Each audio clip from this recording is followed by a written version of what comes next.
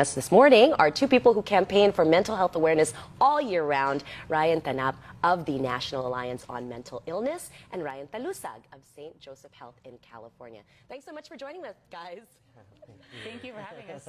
Well, I know you're both Ryans, so I wanted to direct my questions directly to each of you. So Ryann, let's start with you. I know you're a social worker in California and you work very intimately with some of the more extreme mental health cases, right? And I know that's kind of the image that a lot of people think about in mental illness, but it really is those silent sufferers, right, that we're talking about, the ones that don't seek treatment. Correct.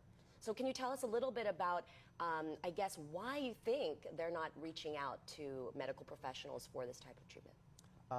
I think it's a big part of it that they're not reaching out and speaking up about their mental illnesses because of the stigma, because of the criticism that they receive, and not always being, they're being judged and being looked down upon because of something that they more or less can't control. And so I think it's something that we want to support and help those that are either too afraid or not sure how to voice their to get help, and give them a voice and help them achieve the proper resources that they need to better themselves. I know you're working with them, of course.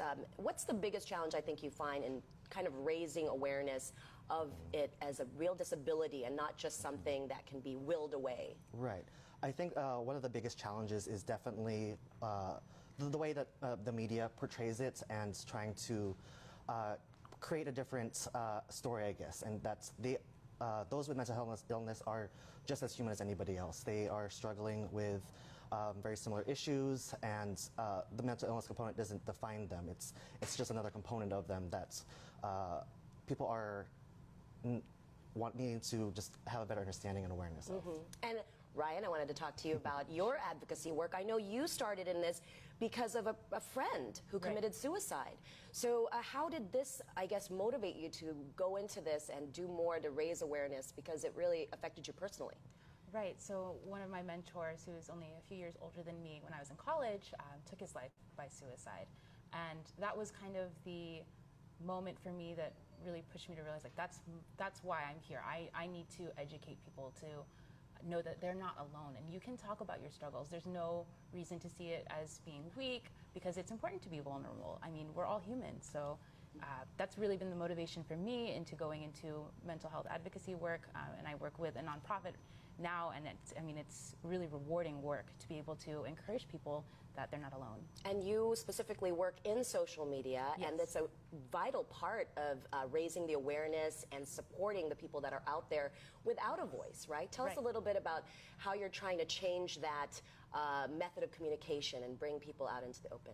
Well, the great thing is that we're so connected now, and it's amazing to see how you're able to connect with other people and not have that pressure of feeling like you have to be perfect all the time. And so with different platforms on social media, you can connect with people from all over the world who are living with the same conditions you may be living with, have similar experiences. I remember when I shared some piece online about my personal experience with mental health conditions, and a woman ended up connecting with me that I hadn't even met, and she told me that she ended up sharing her, my piece at her mother's funeral. And I feel like that was, really motivating for me. Like, you can connect with anyone.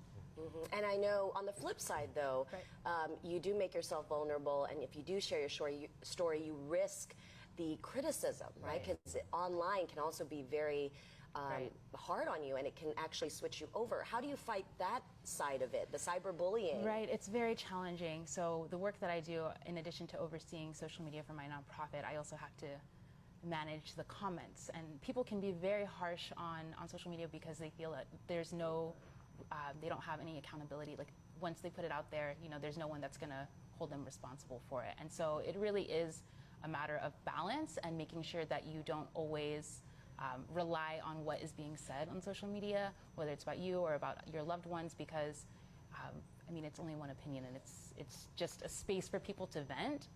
That's how I see it, is that it's not necessarily a reflection on yourself. So it's hard to distance yourself from that, but you can do it. And Ryann, I know you're on the ground, you're working with families, because that's important, right? The support system around the people who are suffering. How do you, I guess, work with the families to really recognize the signs and the symptoms of people who are suffering? Yeah, the family and friends are some of the biggest components of an individual and helping their treatments because they need that support, that extra awareness of the different resources. And so helping the families and providing them whether tools they need, how to better recognize what kind of triggers there are. That's part of my job, is really helping them understand how they can better support and navigate the system, because there's a lot of different barriers that can come up in the mental health system, and helping them navigate that and to better understand how to work with their loved one is really rewarding. Yeah, well, that said, though, we're Filipinos. I know we're all Philams here. But at the same time, the culture has kind of this entrenched stigma of hiya, right? Or you don't want to come out with something like this. How do you overcome that? I mean, is there, as people, you guys are both advocates, how do you overcome that kind of embarrassment of vocalizing the fact that you're dealing with something like this in a culture that kind of doesn't appreciate it yet? You know, like just recently there was a big uproar because a celebrity recently criticized someone saying that, or just saying generally that depression was someone pretending and really dismissing the disease, or the disorder. So how do you overcome that? Are there any kind of tips or advice you would give to people to kind of change that mindset? I think the biggest and strongest tool is education and awareness.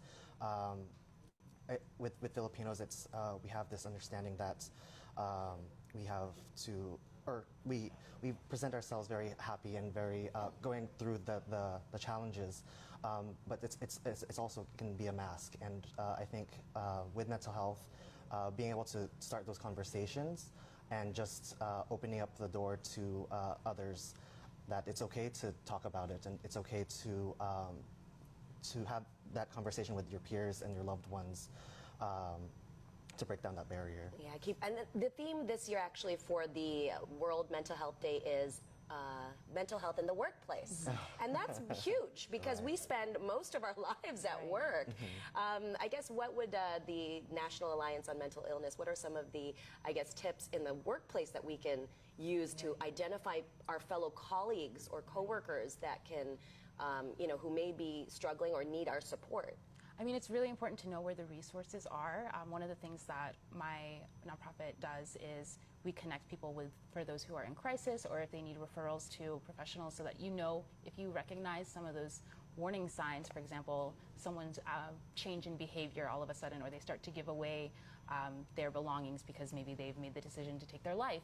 Just knowing what those warning signs are, and then being able to refer people to resources and just kind of ask them, checking in with them in person. And you don't necessarily have to say that I think you have a mental health condition, or there's something wrong with you, or you seem depressed, but just asking how they're doing and checking in with them and just having that open conversation can really make it easier for other people to open up.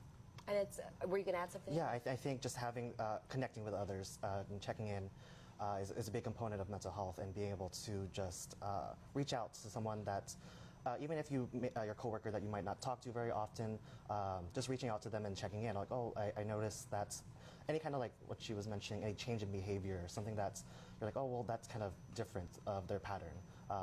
Those are kind of signs that you want to maybe just check in to make sure that they're doing okay. Yeah, it really takes effort on the other person's part, right? To be mindful. It's really this, and I was reading another tip would be showing acts of kindness, because you never know what your act of kindness would mean to someone who is suffering silently or who hasn't really coped with it. Right. You never know what another person is going through.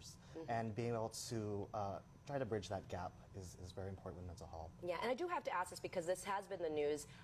Mental health always kind of takes a front line or the spotlight when you see something like the Las Vegas shooting. You always see that, and people are already doing psychiatric evaluations of him and his history, and just saying what would cause someone to really commit something this atrocious. I mean, as advocates for mental health, how does something like this, and we're covering it in the news, affect how the disorder is perceived, these disorders are perceived?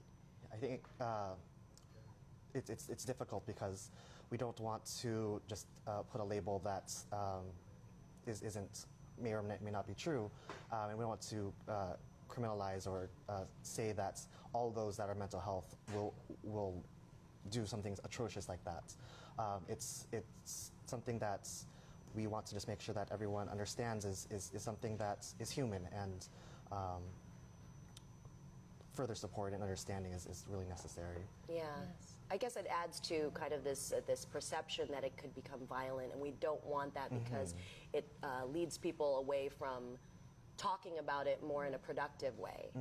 Right. Yeah. So we can add something, right? Yes, and also I think it's important to highlight that in addition to what Ryan was saying about criminalization of mental illness, people who have mental health conditions are actually more likely to be victims of violence, and I think that's something that the media doesn't portray.